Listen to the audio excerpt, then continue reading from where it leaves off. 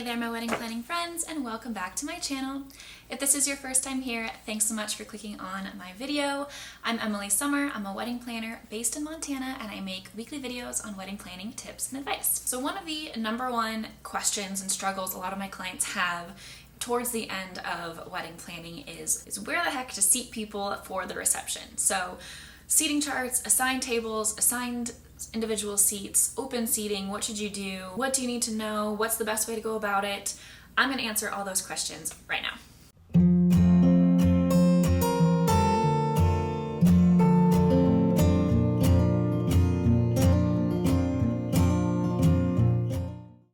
So first of all, let's talk about what I mean by a seating chart and what your options are here and why you might choose one option over another. So your seating chart is essentially going to designate where all of your guests are going to sit during the reception, primarily during dinner. So do you need an actual assigned seating chart?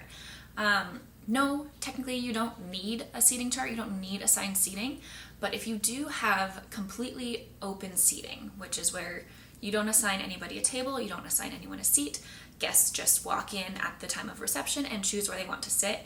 The problem with this option is, yes, it's much less work for you not having to plan out your actual seating chart. However, if you have tables, specific tables set up with a certain number of chairs around them, what I see happen when you have open seating is people go in groups, obviously, whether they're with, 1+1 or it's a group of friends or a family of 6 or whatever it might be. And if they're all trying to sit together at a table, the problem that you see here is, say a family of 6 is going to go sit at a table that's set for 8. That means that there's only 2 seats left at that table. So either 2 single people or 1 couple is all that can fit at that table. And if there's multiple people trying to sit together, it just gets a little bit complicated and people end up moving chairs or moving seating around, and then it just gets all out of hand. You end up with wonky tables and it just gets more complicated than it actually seems like it would be to have no assigned seating than to just have some form of assigned seating. So when it comes to assigning seats and a seating chart, you have a couple options here. You can assign people to tables and then they choose their seat at that table, or you can assign actual individual seats. So obviously assigning individual seats is going to be a little bit more work than just assigning people tables, as you have to physically go in and account for every single guest at your wedding and where they're going to sit and make sure that they're sitting with people that make sense and putting family together, and however you want to do that, it's obviously going to be a little bit more time consuming and more work to assign individual seats. Instances where this is a good idea is if you are having a plated meal. I highly recommend having assigned seats. This way caterers know exactly which meal is going to which seat, because if you are having a plated meal, caterers are going to be preparing it in the back and bringing the plate out to your guest. And your guests will have predetermined what meal they want before the wedding day. And this way caterers will know exactly where to bring that meal. It'll make dinner service a lot more efficient and quick, and it just makes everything run a lot smoother. Another good reason to have assigned seats is if you have a lot of kind of family drama, for lack of a better word, if there are a lot of divorced parents or family members that don't really get along that well, or friend groups that kind of clash, and you want to make sure that people are seated with people that they will get along with and there's not going to be any of that issue, then this is also where assigned seats comes in handy, as you can physically tell people where they're going to sit and keep people away from people that you need to keep them away from and all of that. And then the other option is just to assign guests to tables. So this would be assigning each guest to the actual table that they will sit at, but then they can choose their seat at that table once they get there.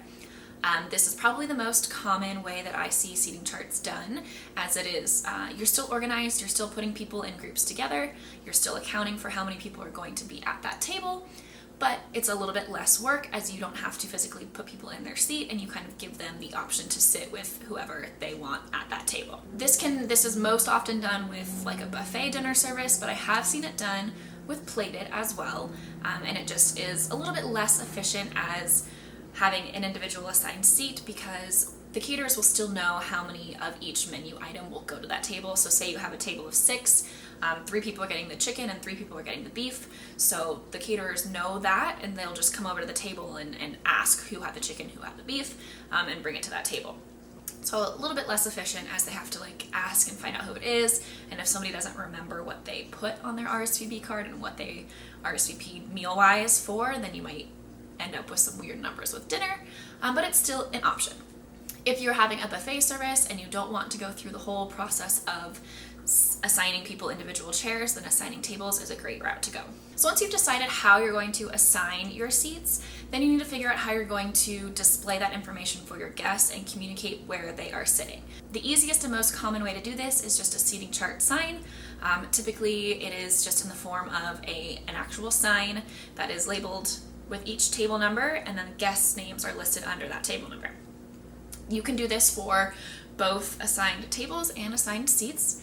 If you are doing just assigned tables, that sign is all that you need. People will look for their name, find out which table they're at, go to that table and pick a seat.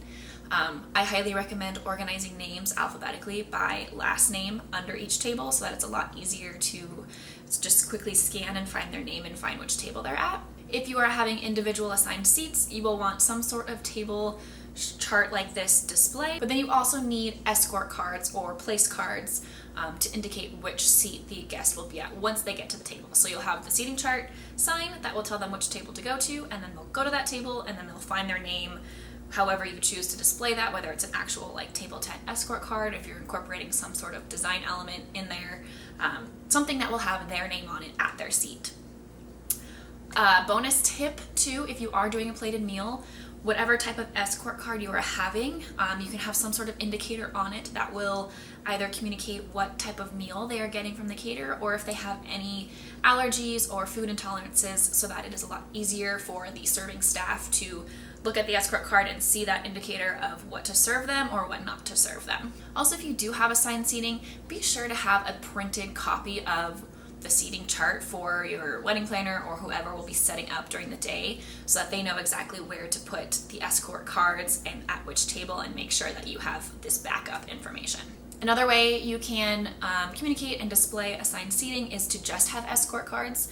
So if you are doing just table numbers and they can sit wherever they want, I have done this plenty of times where you can just have the escort cards set up on a table somewhere, and again, have them organized alphabetically by last name, and the table card would have their name and what table they are at underneath, and so they would take their card and then go to that table and put that escort card at their seat to kind of reserve their spot. So again, this is just if you have assigned tables and then they go to that table and choose their seat. So there's a myriad of ways that you can display the seating chart. You can get as creative as you want to. You can be as simple as you want with just a printed sign. But just make sure you have some sort of plan to communicate this information to your guests clearly. So some other seating arrangements to consider are your head table and or sweetheart table. So once you figure out how you want to seat your guests, you want to figure out what your preference is for where you're going to sit. So the two main ways that you can have your seat assigned at your wedding is to have a sweetheart table, which would just be you and your partner, or to do a full head table. And a head table is typically you two and then your bridal party on either side. And I've seen this in recent years kind of be a variety of ways, where you can still choose to have all bridesmaids on one side, all groomsmen on the other, and kind of in the same order that you stood up at the altar at. But I'm also seeing a lot more kind of mix and match situations. Sometimes the sometimes the bridesmaids and groomsmen are partners, and they will sit together on one side and kind of intermingle between bridesmaids and groomsmen, and you don't have to have them kind of distinct on either side.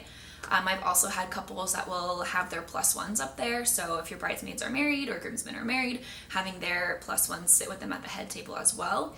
And this works well if you have like 4, maybe 5 bridesmaids and groomsmen or less. Anything more than that and you are going to have a head table of 35 people, and that gets really hard to fit.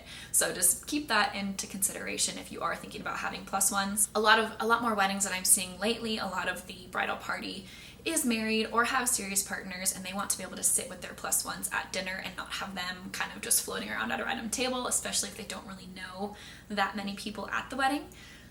So that's just something that you can decide and consider for yourself. So some tips to help you with this whole seating chart situation. Start early, for one. You can start mapping things out and mapping your chairs out as soon as you get RSVPs. You'll likely need to change it as you get down the road, or you can move people around, but at least you'll have some sort of the the groundwork done, and most likely it'll be close family and friends that are RSVPing sooner, and so you can kind of figure out where you want them to be in accordance to you. So there are online programs that you can use that will help map out your tables if you wish to do so. All seated and social tables are the two that I use to kind of map out actual floor plans. You can go in and there's templates that you can use and different seating arrangements that they have pre-made to set up your tables and see how many tables you can fit in your space, how many people you can fit at a table, and go in and easily assign those as well. So I highly suggest using some sort of program so that you're not having to do it by hand or try and create some drawing on some computer program that you don't know anything about. These two make it super easy for you. Another tip is to make sure that your DJ is announcing the seating chart sign as you're bringing people in for reception. This way, people are making sure that they are aware that they have an assigned seat, whether that's an assigned seat or an assigned table. So make sure that your sign is in a place that is easy to be seen and not in a place that's going to kind of bottleneck everybody going into the reception, and have your DJ announce and make sure that everybody is seeing that sign upon entering your reception. On this note, also account for the time that it's going to take for people to find their seat. So if your dinner is set to be served at 6 p.m., don't give yourself 5 minutes to have everybody come in and find their seat. I would have your DJ start making announcements at 6:45, maybe even 6:40, and that way people can finish the conversations they're in, get themselves a drink at the bar if they need to, find their seat on the seating chart, go inside, find their actual seat, and make sure everyone is seated and ready to go for that 6 p.m. dinner service. And finally, understand that your seating chart is probably not going to be perfect. I have a lot of clients that are kind of freaking out at the last minute, like, I don't know how to get this group of people to fit into a table of 8.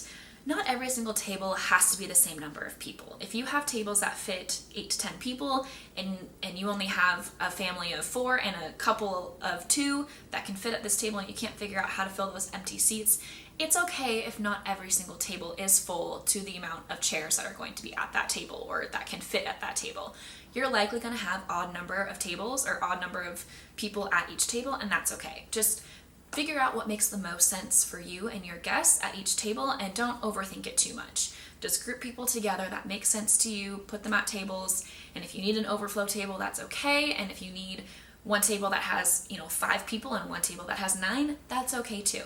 Just do what makes the most sense for you and your guests. I know seating charts can be kind of a tedious task when it comes to your wedding, but if you sit down and just think through this and do what makes the most sense to you, I promise you will not regret it on your wedding day, and everything will run a lot more efficient and smooth when it comes to your reception and dinner service and all of that.